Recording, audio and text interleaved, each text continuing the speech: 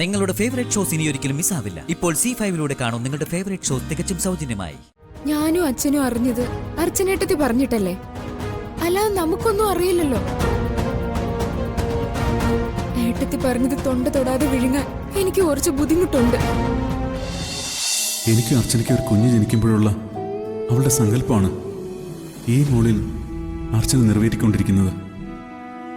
ഒരമ്മയാകുക എന്ന അവളുടെ മനസ്സിന്റെ ആഗ്രഹം അത്രമേൽ അടങ്ങാത്തതാണ്. അനിയത്തിക്ക് കുഞ്ഞായി കഴിഞ്ഞു. തനിക്കില്ലാത്ത ആ ഭാഗ്യത്തെക്കുറിച്ച് ഇടയ്ക്കെങ്കിലും അർച്ചന ഓർത്ത് വിഷമിക്കുന്നുണ്ടാവും. ഇനിയുള്ള സാഹചര്യങ്ങൾ വളരെ പ്രധാനപ്പെട്ടതാണ്.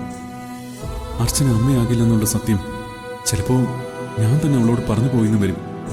അതുകൊണ്ട് സന്ധ്യ ഡോക്ടറിനെ ഉടനെ കണ്ട് ട്രീറ്റ്മെന്റിന്റെ കാര്യങ്ങൾ സംസാരിക്കണം.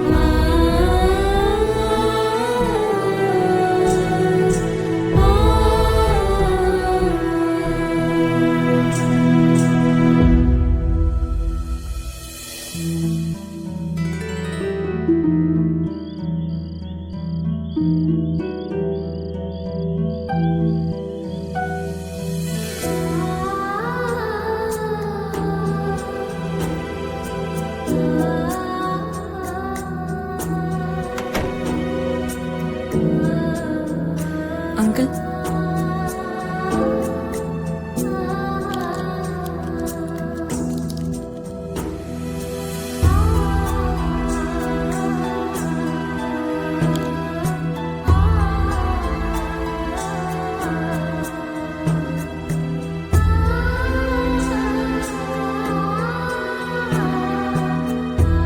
മോളെ, ഞാൻ നിന്നോടൊരു കാര്യം പറയാനിരിക്കുകയായിരുന്നു.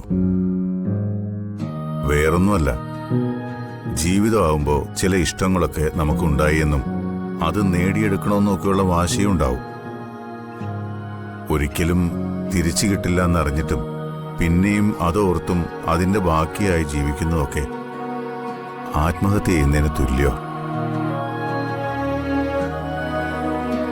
നമുക്ക് നമ്മളോട് തന്നെ വാശിയും ദേഷ്യവും ഒക്കെ തോന്നി തുടങ്ങിയാൽ പിന്നെ ജീവിതം അർത്ഥശൂന്യമായി പോവുകയുള്ളൂ. ഞാൻ പറഞ്ഞു വരുന്ന എന്താന്ന് മനസ്സിലായോ? മനസ്സിലായി അങ്കിൾ. ആരോടുമുള്ള ദേഷ്യത്തിലോ വാശിയിലോ അല്ല ഞാൻ. മറ്റൊരു വിവാഹത്തിലേക്ക് പോകുന്നതിനെ കുറിച്ച് തൽക്കാലം ഞാൻ ആലോചിക്കുന്നില്ല. അത് അങ്കിള് പറഞ്ഞ ആ ഒരു കാരണം കൊണ്ടല്ല. നീയും സ്നേഹയൊക്കെ ഒരേ പ്രായമല്ലേ? അവളുടെ വിവാഹം ഉറപ്പിച്ചത് മുതൽ ഞാനിത് ആലോചിക്കുന്നതാ. നിങ്ങളെ വേർതിരിച്ച് ഞാൻ കണ്ടിട്ടില്ല.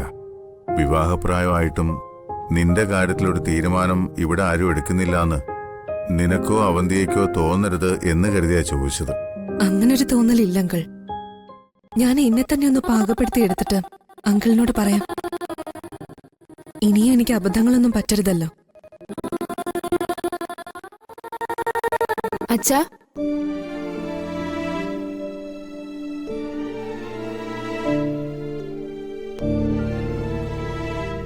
എനിക്ക് അച്ഛനോടൊരു കാര്യം പറയാനുണ്ട്. എന്താ മോളെ? ഞാൻ പറയാം, പക്ഷെ അച്ഛൻ പറ്റില്ല എന്ന് പറയരുത്. നീ ആദ്യം കാര്യം പറയേ. എനിക്ക് ധനുഷിനെ ഒന്ന് കാണണം.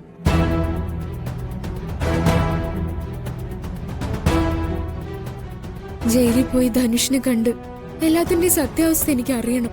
എന്ത് സത്യാവസ്ഥ? നീയും ഞാനും അറിഞ്ഞതിൽ കൂടുതൽ അവനിൽ നിന്ന് എന്താണ് നിനക്ക് അറിയേണ്ടത്? ഞാനും അച്ഛനും അറിഞ്ഞത് അർച്ചനേട്ടത്തി പറഞ്ഞിട്ടല്ലേ, അല്ലാതെ നമുക്കൊന്നും അറിയില്ലല്ലോ. ഏട്ടത്തി പറഞ്ഞത് തൊണ്ട തൊടാതെ വിഴുങ്ങാൻ എനിക്ക് കുറച്ച് ബുദ്ധിമുട്ടുണ്ട്. അവസാന വാക്കിൽ കുറ്റവാളി എന്ന് പറയാൻ അർച്ചനേട്ടത്തി അല്ലല്ലോ കോടതി. സ്നേഹേ, നീ എന്ത് ഭ്രാന്തൊക്കെയാ വിളിച്ചു പറയുന്നേ? ഞാൻ പറയുന്നത് എന്താണെന്ന് നല്ല ബോധ്യം എനിക്കുണ്ട്. അർച്ചനേട്ടത്തി പറയുന്നതിന് നീ കൈയടിച്ചാ മതി. അതിന് സ്നേഹേ നീ പ്രതീക്ഷിക്കണ്ട. ഒരു മണ്ടിയെ പോലെ നിന്നുകൊടുക്കാൻ ഞാൻ ഉദ്ദേശിക്കുന്നുമില്ല. സ്നേഹേ, നീ എന്തിനാ കിടന്ന് ബഹളം വെക്കുന്നേ?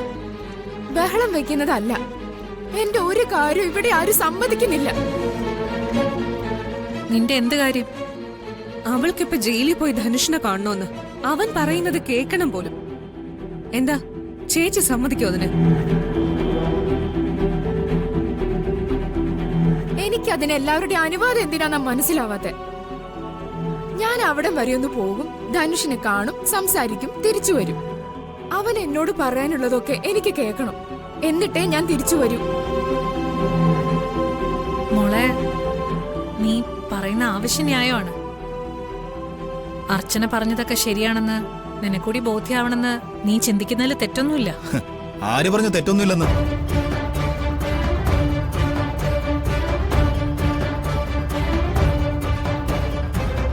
ഏട്ടത്തെ ഇവളുടെ സൈഡിൽ ചേർന്ന് സംസാരിക്കണ്ട.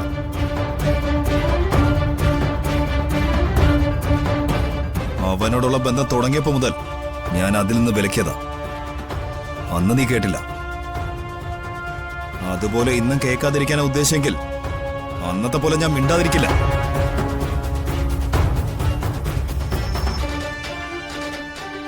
അവൻ തെറ്റുകാരനാണെന്ന് അവൻ പറഞ്ഞാൽ നീ വിശ്വസിക്കോളോ?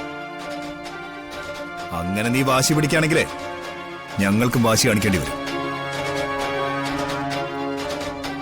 അനുസരണക്കേടിലാണെങ്കിൽ പോലും ഒരു വിവാഹത്തിന് തയ്യാറായി അത് മുടങ്ങിയൊരു പെണ്ണാ നീ. അതുകൊണ്ട് എപ്പോഴും കാര്യങ്ങൾ പറഞ്ഞ് മനസ്സിലാക്കാൻ എല്ലാവരും ശ്രമിക്കുന്നത്.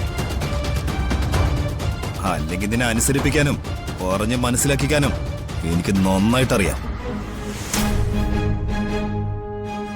ഇതുപോലുള്ള കാര്യങ്ങൾ പറഞ്ഞ് ഇനിയും നീ വന്ന നേരത്തെ പറഞ്ഞ ആ പരിഗണന ഞാനങ്ങ് മറക്കും.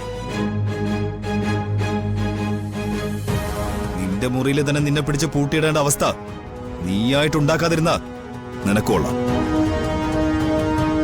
നീ ഈ പറയുന്നതിൽ ഒരർത്ഥമില്ല. ധനുഷ് എന്നയാള് നിന്റെ ജീവിതത്തിൽ ഇപ്പൊ ഇല്ല. ഞങ്ങളെപ്പോലെ തന്നെ അവൻ നിനക്കും അന്യനാ. ഏതോ ഒരു ക്രിമിനൽ, അതിനപ്പുറം വേറെ ഒരു പേരും അവനെ വിളിക്കാനില്ല. അങ്ങനെയുള്ളവനെ നെല്ലിശ്ശേരി സേതുമാധവന്റെ മകളായ നീ പോയി കാണണ്ട.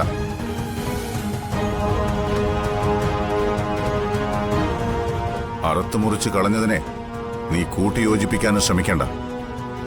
അത് ഞാൻ സമ്മതിക്കുകയില്ല. അതുകൊണ്ട് കേറിപ്പോകാതെ പോകാൻ.